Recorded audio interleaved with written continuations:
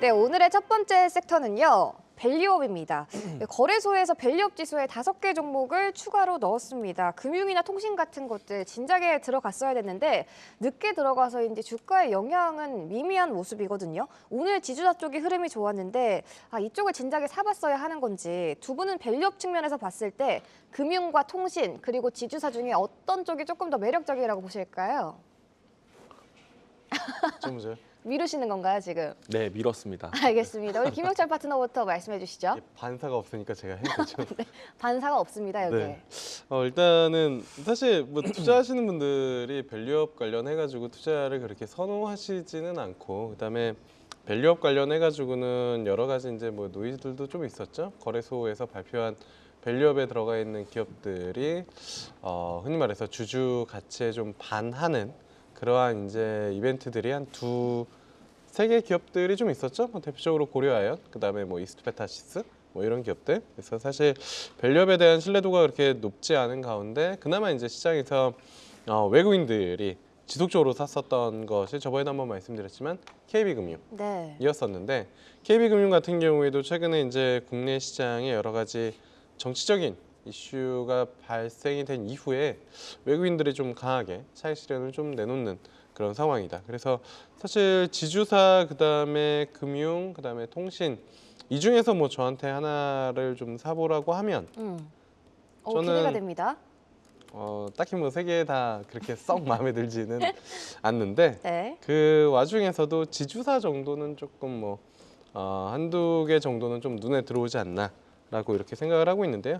네. 대표적으로 뭐 금융이면서 지주사인 메리츠 금융지주, 뭐 시장에서는 매금지라고 이야기도 좀 많이 하는데 정말로 국내에서 보기 드물게, 정말로 보기 드물게 주주 환원을 지속적으로 정말로 시장의 신뢰를 얻어가면서 하고 있는 기업이고, 그 신뢰가 주가 측면으로도 그대로는 좀 나타나고 있는데, 사실 밸류업이라는 단어나 이슈가 나오기 전부터 그러한 이제 움직임들을 보여줬고, 차트 잠깐만 보여주시면 아시겠지만 이게 2022년도 주가가 2만 원대에서 지금 주가가 10만 원대까지 올라와 있는 그런 상황입니다. 전혀 코스피, 코스닥 지수와 무관한 상승세를 보여주고 있고, 이런 것이 진정한 밸류업의 효과이지 않을까.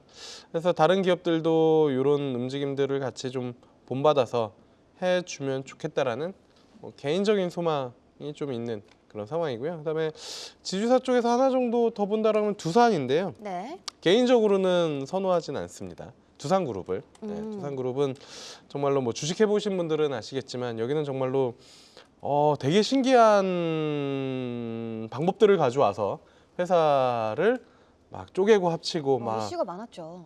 뭐 그 전부터 약간 사람이 먼저다 이래놓고선 이제 사람이 먼저인 이제 회사의 정책을 내놓는 그런 경우도 있었는데, 어쨌든 선호하진 않지만 지금 시장에서는 그 이제 그 반도체 쪽에 대한 성장 2026년 정도인데 그때 정도에 이제 좀 나올 것으로 예상이 되는데, 어쨌든 내년 들어가면 그거에 대한 기대감을 또 끌고 올 수 있는 그런 포인트들이 좀 있기 때문에 트레이딩 관점에서는 뭐 두산도 좀 괜찮지만 그냥 뭐 편안한 관점에서는 매금지, 메리츠 금융지주가 제일 뭐 좀 무난한, 조정받으면 무난한 선택지가 되지 않을까. 개인적으로는 그렇게 좀 보고 있습니다. 알겠습니다. 지주사 쪽 눈여겨보자 관련해서 메리츠 금융지주와 두산 주목해보시면 좋을 것 같습니다. 우리 이경 파트너는 네. 그럼 어떤 의견이실까요? 저 개인적으로는 밸류업 지수에 대해서 상당히 기대하지는 않습니다.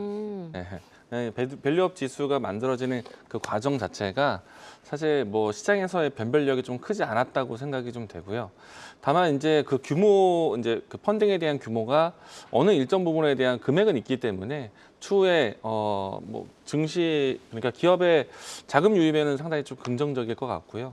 다만 이제 그 포인트가요, 종목이 좀 많이 나열되어 있지만은 사실은 비중으로 본다라면은 반도체하고 자동차에 집중되어 있는 포트폴리오입니다.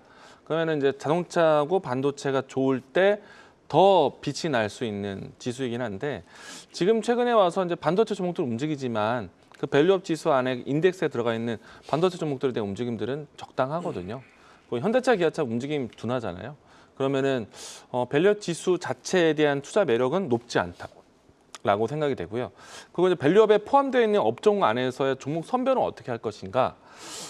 사실 그 밸류업 지수에 포함되어 있는 종목들을 꼭 밸류업으로 본다기보다는 여기 포함되지 않더라도 연말에 배당에 대한 기대라든지 주주 환원 정책을 계획하고 있는 기업들이 오히려 더 매력인 것 같습니다. 그러니까 꼭 밸류업에 포함되지 않더라도 주주 환원 정책하고 있는 그걸 계획하고 있는 기업들이 많기 때문에 그러니까 밸류업에 대한 그 카테고리로 봤을 때는 크게 매력은 없다라고 생각이 되고요. 만약에 그 안에서 종목을 꼭 굳이 고른다라면은 네. 저는 그냥 모멘텀적으로 봤을 때 콘텐츠 관련된 기업들, NC소프트라든가 JYP 엔터테인먼트 차라리 이들 종목들 보는 게 괜찮지 않을까.